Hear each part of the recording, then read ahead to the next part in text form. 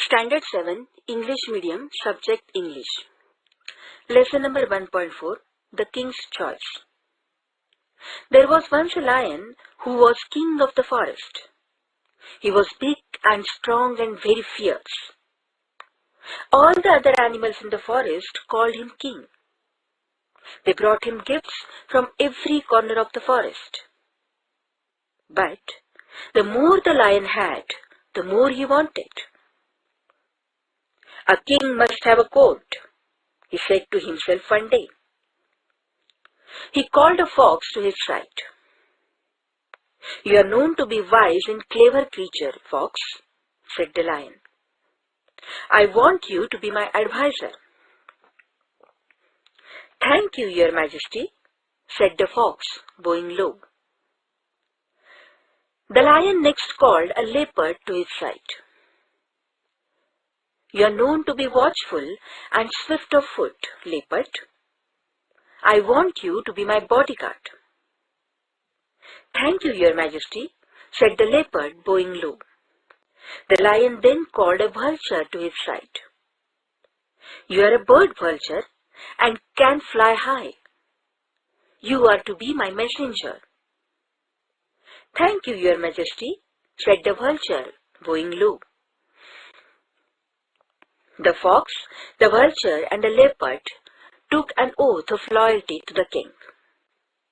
The king promised to give them food and protection. For some time, all went well in the court of the Lion King. The three courtiers never opposed the king. His wishes were law. Whenever he rode, they stood in awe. Whenever he took a walk, they followed him. When the Lion King went hunting, they found the animals for him to kill. And after he had his meal, he left the remains for them. So they always had enough to eat. One day, the vulture came back from a flight. Your Majesty, have you ever eaten a camel? He asked. It is very tasty. I ate it once in the desert. The lion had never seen a camel, but he liked the idea of trying camel's meat. But where can we get a camel? He asked. There is a desert some miles away, said the vulture. I was flying over it when I saw a lone camel not far away. It looked big and fat. The lion looked at his other advisors. They were wise and experienced. He wanted their opinion. Now the fox and the leopard did not know the desert, but they did not want the vulture to seem wiser than them. So they said, since it was vulture's idea, he should lead the way. Early next morning, the lion and his court started off on the camel hunt. They reached the edge of the desert easily. But after, they left the shelter of the forest. The day became very hot. The sun shone down with 5 hot rays. High up in the cooler air, the vulture flew. Hurry along, he called. The camel is not far off. But the lion could not hurry anymore. The hot sand had burned his paws. He could go no further. Stop, he shouted to the others. Let's go back to the forest. I do not care to try camel meat. The Lion King's advisors were frightened. The forest was far behind them, and they did not know how to get the lion back home. The leopard wanted to run away.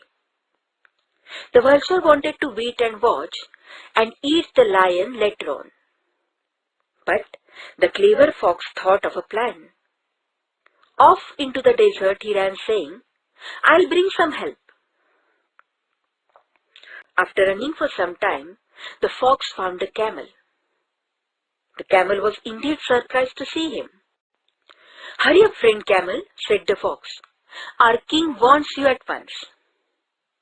Your king? Said the camel. Who is that? I do not know any king. I only know my master, for whom I carry goods across the desert. Our king, the lion, has killed your master, said the fox. Now you are free, and the lion has invited you to live at his court. Come along. The camel followed the fox.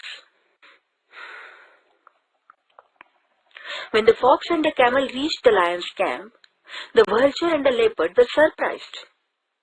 Even the lion looked pleased in spite of his burnt paws.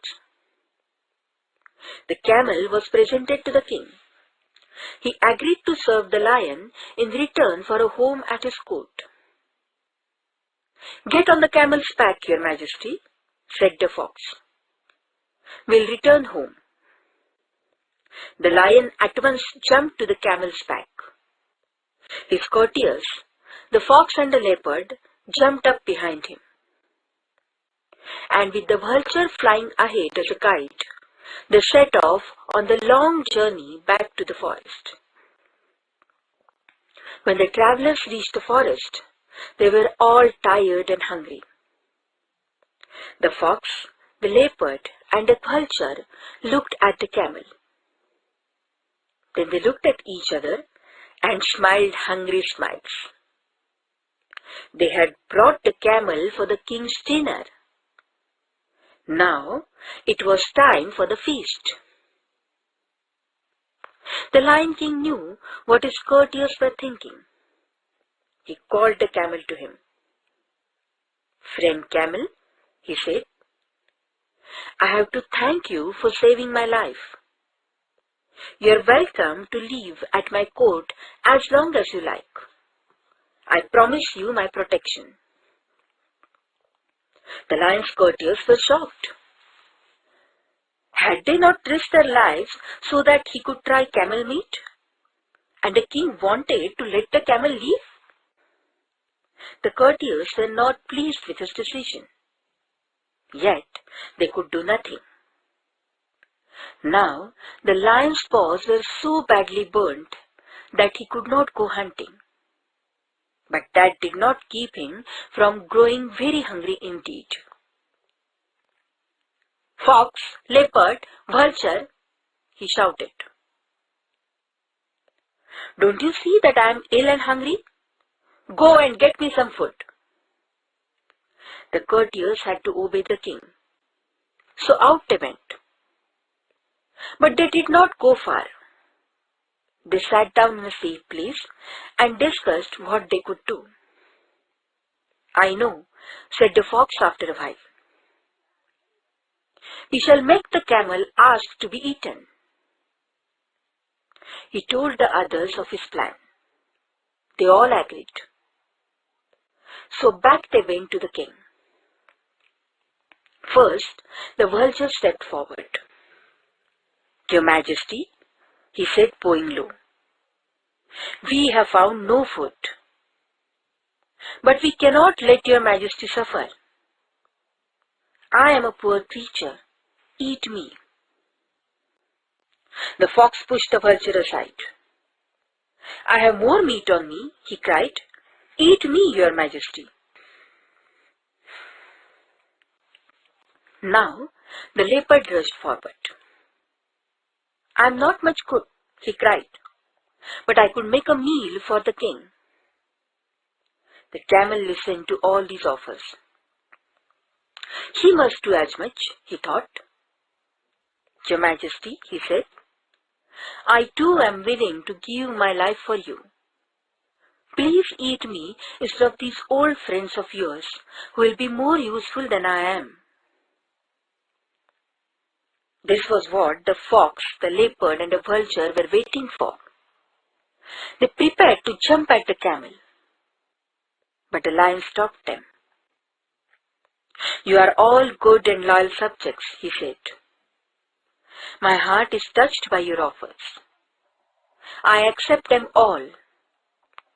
I shall eat you in order in which you offered yourselves. The vulture, the fox, and the leopard were shocked. Away flew the vulture. Away ran the fox and the leopard. They were never seen in the forest again. The lion laughed to see them go. Then he turned to the camel and said, "You have been loyal and good. You shall be my friend as long as we are alive." The camel was happy and grateful. The lion thought to himself, "To be king is good, but to be kind is better." Shankar, from Folk Standard 7.